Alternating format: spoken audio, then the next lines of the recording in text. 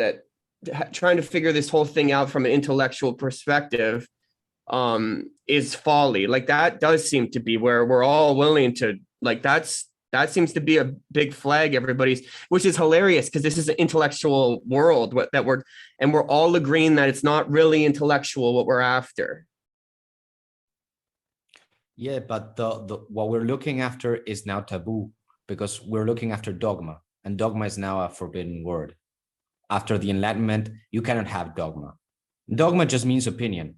You know, what the Enlightenment did was promise the individual to free him, and it crushed him. So that's what I mean to say when I don't see a way to integrate the Enlightenment back into because it's like a parasite. It takes the best of a Christian idea and it subverts it, and it dominates it, and it makes it like a hollow shell of what it used to be. And it's so similar to the real thing that you sometimes mistake it for it. I know Peterson does it all the time. He wants to look to free speech to save us. And that's another Enlightenment ideal that doesn't pan out.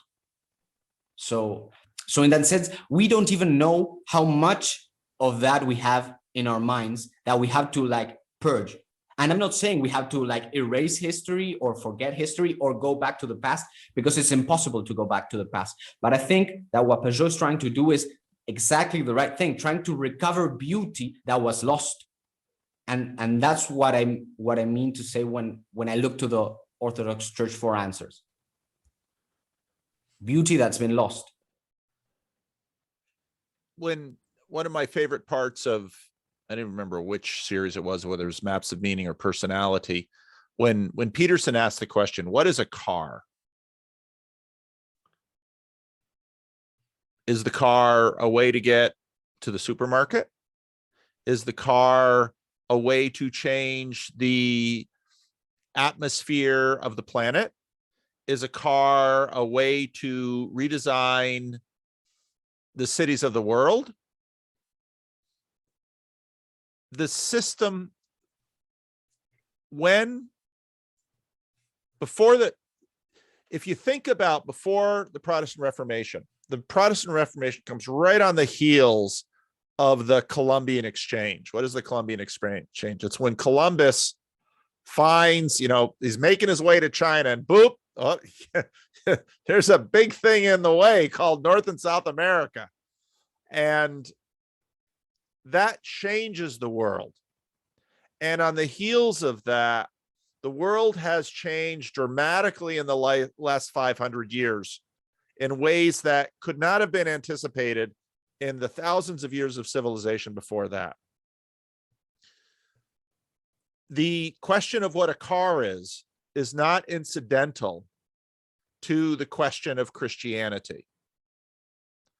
In a sense, saying that it is a very Protestant thing.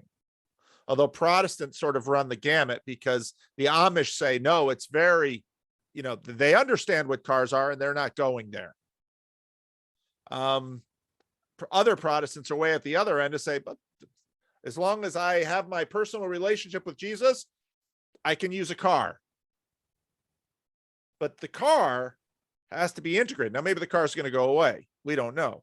But so much stuff has been kicked up in the last 500 years that it's going to have to be integrated.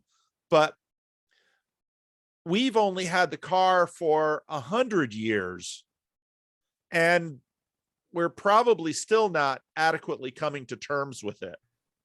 And that's opposed to civilizations that were running at a far slower clock speed. I mean, with the fall of Rome, well, now Rome only fell in the West. Well, then you have the monasteries, and then you have the hierarchy. And I mean, all of that took a long time, but the changes in technology happened very slowly.